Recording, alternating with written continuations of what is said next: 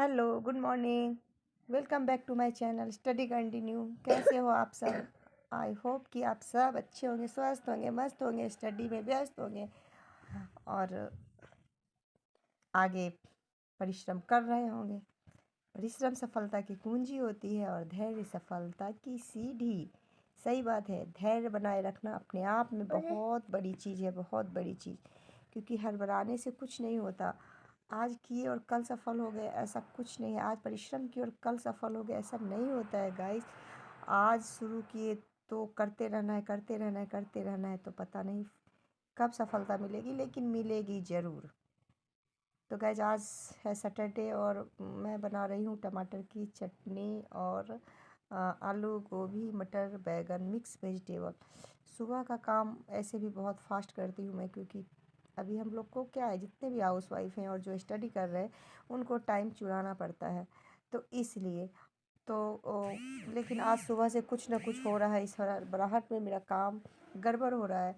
ये जिसमें मैं सब्ज़ी बनाती हूँ मेरा बहुत पुराना है, क्योंकि मैं ये बहुत पुराना, इसलिए मुझे इसको मतलब हटाना नहीं है। इसमें सब्ज़ी बनाती हूँ तो ये चिपकता नहीं है, और जिसकी वजह से ना सब्ज़ी बहुत अच्छी बनती है। तो ये ना आज मेरे हाथों से गिर के टूट गया। इसका वो पकड़ने वाला हैंडल ही टूट गया। तो फाइनली अब मुझे इसको चेंज करना ही पड़ेगा। बहुत दिनों से इसको चेंज करने के मूड में थी, लेकिन मैं चेंज करना नहीं चाहती थी। मुझे मन नहीं कर रहा था इसको चेंज करने का, क्योंकि इसमें बहुत दिन से तेल तेल बने हैं। तो कोई भी चीज़ बनाने से इसमें चिपकता नहीं है। लेकिन अब लगता है अब तो मुझे चेंज करना ही पड़ेगा। तो ये मेरी टमाटर की चटनी और ये बन रही है सब्जी भाजी। मॉर्निंग का रूटीन यही होता है, फटाफट फटाफट वाली, ताकि जल्दी जल्दी कर लो और इसमें से टाइम चुराओ। क्योंकि कुछ चीज़ें इंसान को खुद ही करना पड़ता है, उसके लिए कोई आपको बताने नहीं आएगा। वो आपके अंतरात्मा आपको बोलेगी ये करो। और जब कुछ करने के लिए ठानोगे मन में, तो फिर उसके लिए टाइम होगा, टाइम चाहिए होगा। उस टाइम को चुराने के लिए आपको अपने हिसाब से टाइम मैनेज करना पड़ेगा, काम को मैनेज करना पड़ेगा कि किस तरह से मैं कैसे करूँ कि सारे काम भी हो जाए और मेरा टाइम भी मेरे को मिल जाए। क्योंकि अपने आप में ही एक हाउसवाइफ के लिए बहुत बड़ा चैलेंज होता है कि सारे काम को करते हुए अपने लिए टाइम निकालना, अपने लिए खास करके स्टडी के लिए टाइम निकालना और फिर उसको मैनेज करके चलना। तो गाइज इसीलिए कहते हैं कि खुद के लिए खुद स्टैंड लोगे तभी कुछ कर पाओगे। मतलब मोटिवेशन तो किसी का सुन के भी बहुत मिलता है, लेकिन ऐसा नहीं है। वो जो होता है ना, उससे ज़्यादा अच्छा ये होता है कि आप अपने अंदर की आवाज़ को सुनो, अपने अंतरात्मा की आवाज़ को सुनो कि वो क्या कह रहा है आपको, और उस हिसाब से आपने कुछ ठाना है। अगर कहते हैं ना कि मान लिया तो हार है, ठान लिया तो जीत। तो अगर ठाने हो तो उसके लिए दिन रात कुछ नहीं होता है। जब टाइम मिल गए उसको करना ही है। तो इसके लिए तो कोई आपको बोलेगा नहीं, इसके लिए तो खुद हिम्मत करना पड़ेगा आपको। इसीलिए मैं बोली कि कुछ चीज़ इंसान को अकेले ही करना पड़ता है, उसके लिए किसी और के सहारे की ज़रूरत नहीं करनी चाहिए। किसी और के बारे में सोचोगे कि वो उसके सहारे से मैं करूँ, तो फिर वहाँ पे ही गड़बड़ हो जाता है। तो खुद को मोटिवेट रखिए अंदर से हमेशा कि मैं कर सकती हूँ, मैं कर सकती हूँ। और आज है सैटरडे, इसलिए हो रहा है एनवायरनमेंट का क्लास। हर सैटरडे होता है, क्योंकि बीपीएससी के टीआरई एग्ज़ाम में एनवायरनमेंट का भी सवाल पूछा जाता है।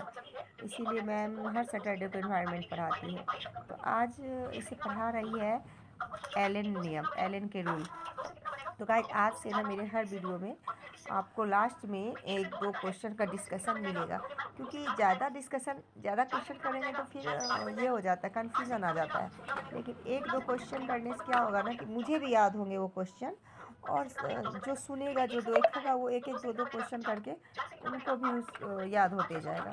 तो इसीलिए मैं सोची कि आज से ना मैं जो सब्जेक्ट पढ़ती हूँ उसका क्वेश्चन डिस्कशन करूँ। और सॉरी गाइस, वो कुछ आवाज़ आ रही है क्योंकि मेरे घर के बगल वाले घर में पर शायद कुछ काम चल रहा है, और हम लोग मल्टी में रहते हैं ना, तो एक दूसरे का सटा सटा रहता है तो आवाज़ आती रहती है। तो इसके लिए सॉरी, डिस्टर्ब हुआ। बाकी कोई नहीं, अभी कर रहे हैं बायोलॉजी का, करेंगे फिर उसके बाद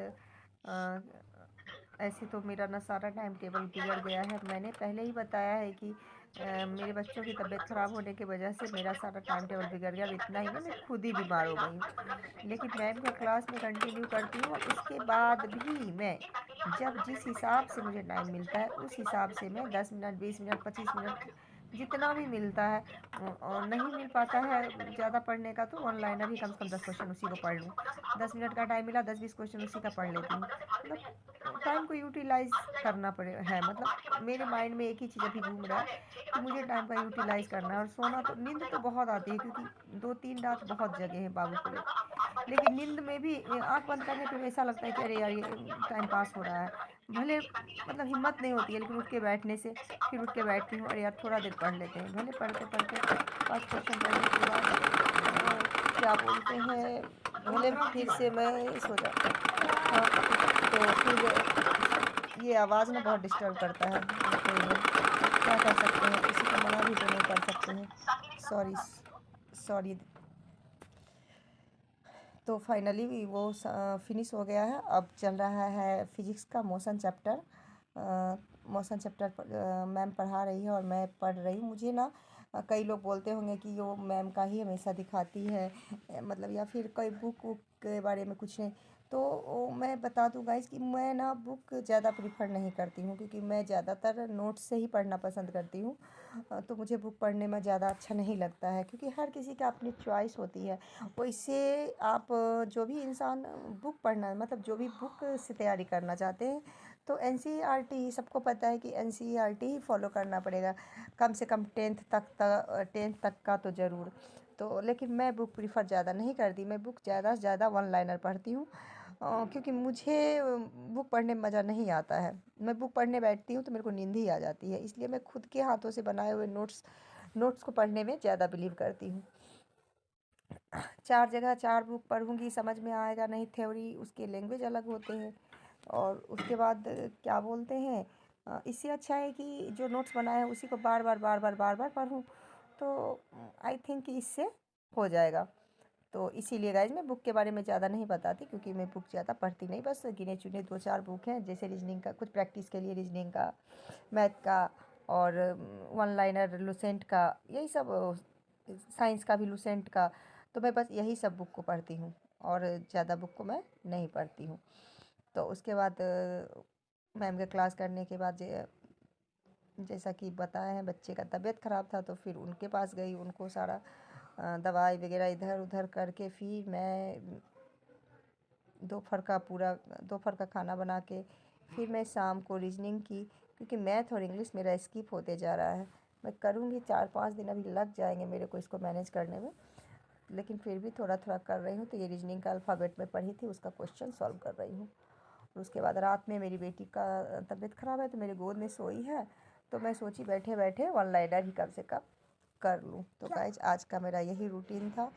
और आज मैं आपको ये बता दूं कि मैम ने एलन का रूल पढ़ाया, जिसमें कहते हैं एलन कि ठंड जलवायु वाले जगह पे बड़े जानवर पाए जाते हैं, लेकिन उनके कान और अंग दोनों छोटे होना चाहिए, जिससे कि हीट कम बाहर निकले और उसका शरीर गर्म रहे।